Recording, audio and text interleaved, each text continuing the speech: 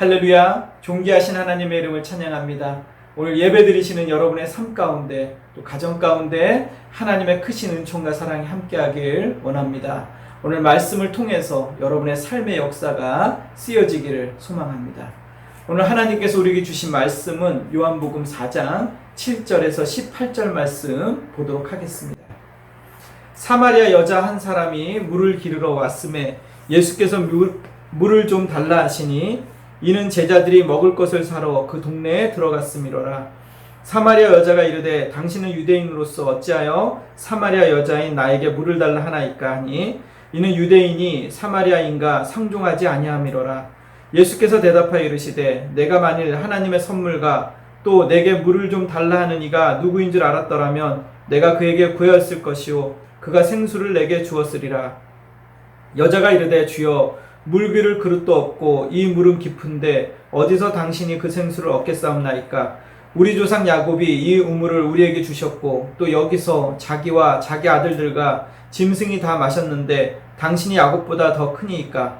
예수께서 대답하여 이르시되 이 물을 마시는 자마다 다시 목마르려니와 내가 주는 물을 마시는 자는 영원히 목마르지 아니하리니 내가 주는 물은 그 속에서 영생하도록 솟아나는 샘물이 되리라. 여자가 이르되 주여 그런 물을 내게 주사 목마르지도 않고 또 여기 물 기르러 오지도 않게 하옵소서. 이르시되 가서 내 남편을 불러오라. 여자가 대답하여 이르되 나는 남편이 없나이다. 예수께서 이르시되 내가 남편이 없다 하는 말이 옳도다. 너에게 남편 5이 있었고 지금 있는 자도 내 남편이 아니니 내 말이 참되도다. 내 남편을 불러오라 라는 제목으로 말씀의 은혜를 나누고자 합니다. 오늘 본문에 예수님께서는 수가라는 동네에 한 사마리아 여인과의 만남을 갖습니다. 이 만남은 우연인 것 같지만 예수님의 의도된 만남입니다. 여러분, 신자의 인생에 있어서 우연이 있습니까? 하나님의 완전한 계획이 있습니다. 하나님의 정확한 뜻이 있습니다. 우리의 인생에 있어서 우연은 없습니다. 필연만이 있습니다. 여러분을 향해서 하나님은 놀라운 계획을 가지고 계십니다. 예수님께서는 부모의 마음으로 잃어버린 자녀를 찾는 그 간절하고 안타까운 마음으로 이 여인을 찾아갑니다. 그리고 오늘 본문의 배경에 등장하는 야곱의 우물이 있는 이곳을 보면 예수님께서 얼마나 철저하게 준비하셨는지 알 수가 있습니다. 5절 6절 보겠습니다. 사마리아에 있는 수가라 하는 동네에 이르시니 야곱이 그 아들 요셉에게 준 땅이 가깝고 거기 또 야곱의 우물이 있더라. 야곱의 우물, 수가라는 동네, 이 배경은 바로 창세기 33장에 있는 배경입니다. 한번 보시겠습니다. 18절입니다. 야곱이 밧단 아람에서부터 평안히 가나안 땅 세겜 성읍에 이르러 그 성읍 앞에 장막을 치고 그가 장막을 친 밭을 세겜의 아버지 하몰의 아들들의 손에서 베크시타에 샀으며 거기에 제단을 쌓고 그 이름을 엘로헤 이스라엘이라 불렀더라. 야곱이 하몰의 아들들로부터 그 땅을 값을 지불하고 샀습니다. 그래서 수가라는 뜻은 값을 지불하고 샀다라는 뜻입니다. 그리고 그 땅에는 야곱의 우물이 있었습니다.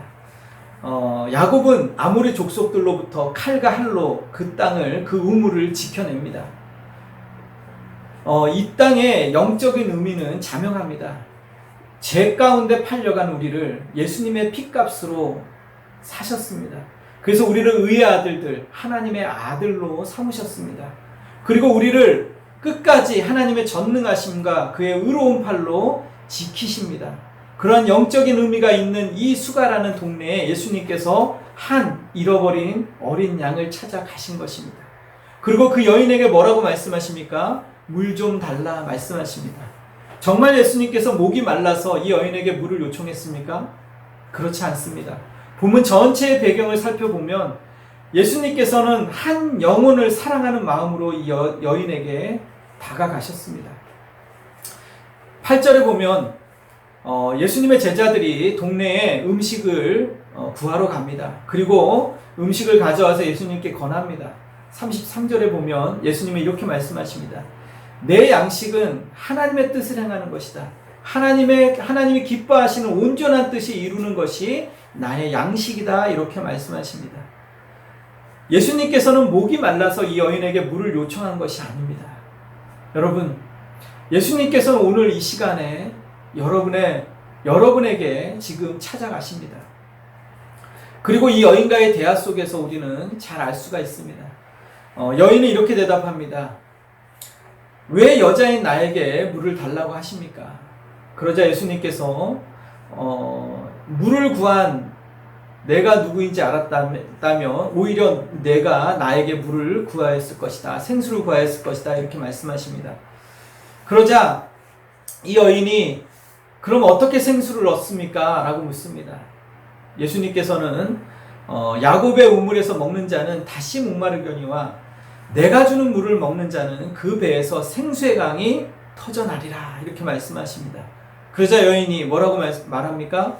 그 물을 내게도 주시길 원합니다. 이렇게 말합니다. 그러자 예수님께서 그 여인에게 생수를 주신 것이 아니라 뭐라고 말씀하십니까?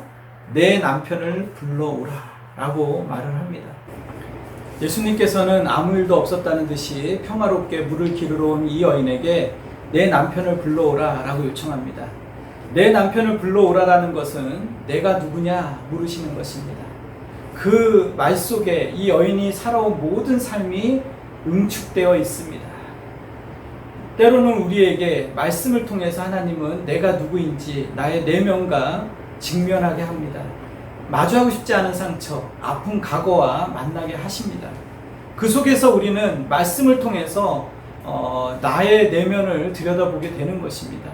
학식이나 외모나 학벌이나 여러 가지로 포장되어져 있는 겉으로 보이는 내가 아니라 정말로 내 내면 속에 있는 나의 자아와 마주하게 하는 것입니다. 그래서 여러분, 신앙이라는 것은 내가 누구인지 발견하는 것이고 그것이 바로 하나님이 누구이신지 깨닫게 되는 것입니다. 여러분, 말씀을 통해서 여러분의 내면과 마주하시기를 다시 한번 축원합니다. 그래서 하나님께서 우리를 교회 공동체에 두십니다. 여러분, 신앙은요 말로 하는 것이 아닙니다. 신앙은 그냥 겉으로 하나님 사랑합니다, 여러분 축복합니다 외친다고 해서 신앙생활이 되는 것이 아닙니다. 신앙은 뭐죠?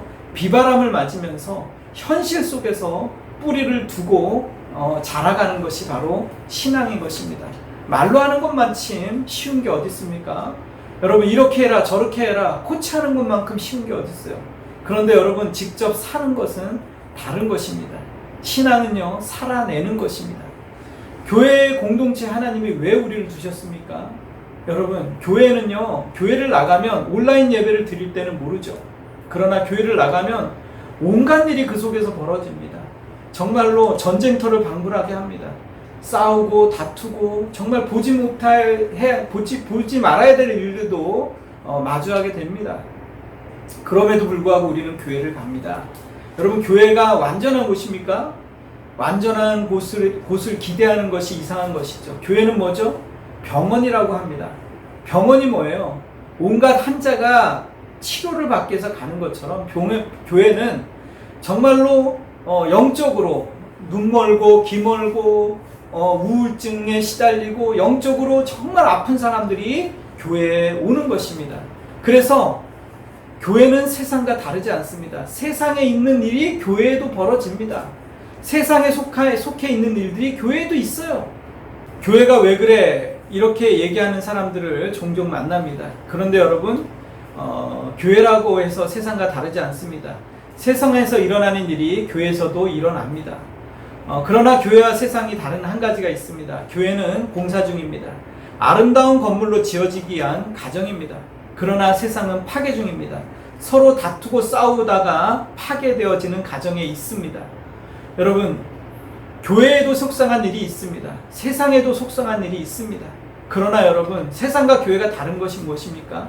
교회는 속상한 일이 있지만 그 속에서 인간은 희망이 없구나, 나 같은 죄인을 하나님이 부르셨구나 라고 통해 자복하는 일이 그 안에서 일어나는 것입니다. 가슴을 치고 마음의 옷을 찢으면서 하나님, 절망 속에서 그 아픔 속에서 자신이 누구인지 발견하고 깨닫는 곳이 교회인 것입니다. 그래서 하나님께서 나를 이 아픔 속에 두셨구나, 교회 공동체 속에 두셨구나.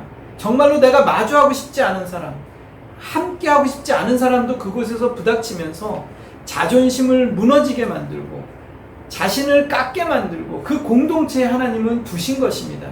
하나님이 능력이 없어서 기적을 못 베푸시는 것이 아닙니다. 예수님께서 목이 말라서 여인에게 물을 달라고 한 것이 아닌 것처럼 하나님께서는 기적을 베푸실 수 있지만 우리에게 왜 그곳에 두십니까? 하나님께서 우리를 시련과 아픔의 용광로 속에 두시는 이유는 우리의 제약된 불순물을 제거하기 위한 것입니다. 우리의 교만을 꺾으시고 우리의 모든 자존심을 무너뜨려서라도 우리 속에 있는 제약된 본성을 깨트리시기 위한 것입니다. 그래서 우리는 어떻게 합니까? 그 속에서 내가 누구인지 깨닫게 되는 것입니다. 그리고 하나님이 얼마나 놀랍게 우리를 사랑하고 계시는지 그 속에서 발견하게 되는 것입니다. 여러분 각자가 교회에 나와서 내가 누구냐? 내 남편을 불러오라. 이 질문 앞에 서셔야 되는 것입니다. 여러분 우리는요 악취가 나는 인간들입니다. 희망이 없습니다. 우리 속에는요 의로움이 없습니다. 그럼에도 불구하고 예수님께서는 우리를 살려내기 위해서 자신의 생명을 들이십니다. 그래서 우리를 변화시켜서 하나님의 존귀한 자녀들로 삼으셨다는 사실을 깨달으시기 바랍니다. 지난 40년, 50년 동안 한국교회는 갈목할 만한 성장을 보여왔습니다. 그로 인해서 한국교회는 부를 축적했습니다. 서울에 비싸다는 땅 어디를 가든지 교회는 그곳에 있었습니다. 그렇게 많은 교회가 성장을, 양적인 성장을 보였는데 그로 인해서 하나님께 영광을 돌렸습니까? 어느 순간부터 한국교회는 기울기 시작했습니다. 코로나로 인해서 더 그것이 가속화되었습니다. 1000명이 넘어가던 교회가 500명으로 줄고 500명이 200~300명이 되고 지금 작은 교회들은 수없이 많은 교회들이 하루에도 문을 닫고 있습니다. 교회의 존폐의 위기마저 얘기하고 있습니다. 이러한 일들이 우연히 일어난 일입니까? 하나님께서 이 땅을 흔들고 계십니다. 뿌리가 얕은 나무들은 무너집니다. 하나님께 깊이 뿌리를 내리지 않고 세상에 뿌리를 내린 나무들은 쓰러져 나가는 것입니다. 하나님께서 지금 참된 신자를 구별하고 계십니다. 환난의 때, 시련의 때 우리의 신앙을 점검해야 됩니다. 창수가 나고 비바람이 불면 그 집이 모래 위에 지은 집인지 반석 위에 지은 집인지 알 수 있게 되는 것입니다. 지금 우리는 위기와 시련의 시간을 지나가고 있습니다. 이때 하나님께서는 우리를 누가 참된 신자인지 누가 거짓된 신자인지 하나님은 구별하고 계신다고 저는 생각합니다. 여러분 우리의 신앙을 한번 돌아보시기 바랍니다. 신앙이라는 것은 다시 말하지만 말로 하는 것이 아닙니다. 신앙은 현실에 뿌리를 두고 비바람을 맞으면서 하나님과의 관계를 통해서 성장해 나가는 것입니다. 그 속에서 어려운 환난 속에서 현실 속에서 정말로 밑바닥을 경험하면서 내가 누구인지 하나님 앞에서 자기를 치면서 하나님의 은혜가 필요한 자입니다. 하나님이 없이는 나는 한순간도 살아갈 수 없는 자입니다. 라고 고백하면서 발견되어지는 것이 바로 신앙입니다. 여러분, 우리에게 허락된 고난과 시련을 통해서 지금 우리는 하나님의 자녀로 만들어진다는 사실을 여러분 기억하시기 바랍니다. 교회 공동체 속에서 그 속에서 아파도 하고 또 힘들어도 하고 그리고 때로는 부닥치기도 하면서 우리는 그 속에서 하나님의 자녀로 보석으로 다듬어지고 만들어지고 있다는 사실을 여러분 기억하시기 바랍니다. 말로 하는 것만큼 쉬운 것이 어디 있습니까? 이거 해라 저거 해라 시키는 것만큼 쉬운 것이 어디 있습니까? 그러나 여러분 실제로 살아가는 것은 다른 것입니다. 신앙을 살으셔야 되는 것입니다. 여러분 중국에 가면 아주 귀한 버섯이 있습니다. 그 버섯의 이름은 동충하초입니다. 왜 동충하초입니까? 충은 여기서 벌레충입니다. 벌레가 죽어서 그걸 숙주로 해서 그것이 풀같이 나온 다음에 버섯으로 바뀐다고 해서 동충하초입니다. 그러나 모든 벌레가 그렇게 되는 것이 아니라 아주 특별한 벌레가 그렇게 아주 소수의 벌레만이 그렇게 됩니다. 정말로 하찮은 미물, 아무것도 아니고 죽어버린 그 벌레 속에서 정말 명약, 그 3대 명약이라고 하죠. 인삼, 녹용, 동충하초인데 그런 명약이 탄생을 하는 것입니다. 영적인 의미가 있습니다. 여러분, 우리도 정말로 아무것도 아닌 벌레만도 못한 우리가 예수님과의 접붙임으로 인해서 정말로 놀라운 존재로, 거듭난 존재로 변화되는 것입니다. 이것이 하나님의 은혜가 아니고는 도저히 설명이 되지 않는 일입니다. 오늘 하나님께서는 하나님의 자녀인 이 여인을 찾아가십니다. 그리고 그 여인에게 물을 달라고 요청함으로 인해서 그 여인의 그 가장 깊이 있는 그 목마름을 끄집어내십니다. 그러면서 내 남편을 불러오라 얘기하면서 이 여인에게 구원으로 초청하시는 것입니다. 마찬가지로 하나님은 오늘 이 시간에 여러분을 부르고 계십니다. 그리고 여러분의 내면에 놓고 하고 계십니다. 내가 누구냐 묻고 계시는 것입니다. 하나님께서 그 핏값으로, 예수님의 핏값으로 그 자녀를 삼으시고 그 자녀를 끝까지 지키시는 것처럼 하나님은 오늘 여러분을 지금 부르시고 계십니다. 그 하나님의 부르심 앞에서 다시 한번 여러분 반응하시길 바랍니다. 교만을 꺾으시고 여러분의 아집을 꺾으시고 여러분 스스로 성공하려고 하고 여러분 스스로 뭔가 대단한 것처럼 살아갔던 것들을 다 내려놓으시고 하나님 앞에서 겸손하게 하나님 나를 구원해 주시옵소서. 나를 성령으로 인해서 조명하여 주시옵소서. 내가 하나님 앞에서 성령의 조명하신 가운데 다시 한번 내가 누구인지 깨닫게 되기를 간절히 소망합니다. 기도하시는 여러분 되시기를 간절히 축원합니다. 기도하시겠습니다. 하나님 감사합니다. 오늘 말씀을 통해서 내가 누구인지 다시 한번 깨달았습니다. 하나님 말씀에 조명하신 가운데 하나님 내 남편을 불러오라 말씀하시니 이 음성을 듣게 도와주시옵소서. 나의 내면과 마주하게 도와주시옵소서. 나의 상처와 나의 아픔 가운데, 나의 이 시련 가운데, 나의 한란 가운데서 나를 발견하게 도와주시옵소서. 그리고 우리가 해야 될 일은 주님 나를 도와주시옵소서. 나를 긍휼히 여겨주시옵소서. 나를 불쌍히 여겨주시옵소서. 나 같은 죄인을 긍휼히 여겨주시옵소서. 하나님 주님 앞에 나아가게 도와주시옵소서. 오늘 주를 부르는 모든 자들마다 다시 성령께서 만져주시옵소서. 회복시켜 주시옵소서. 승리케 하여 주시옵소서. 지금 우리 주 예수 그리스도의 은혜와 하나님 아버지의 사랑하심과 성령님의 감화감동 충만하신 역사가 예수님의 옷자락을 붙잡는 사랑하는 자녀들에게 영원히 함께 있을지어다. 아멘.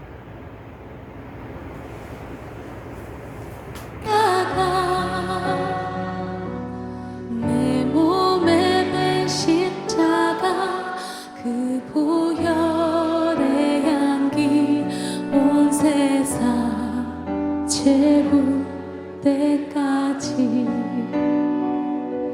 살아도 주를 위해 죽어도 주를 위해 사나 죽으나 나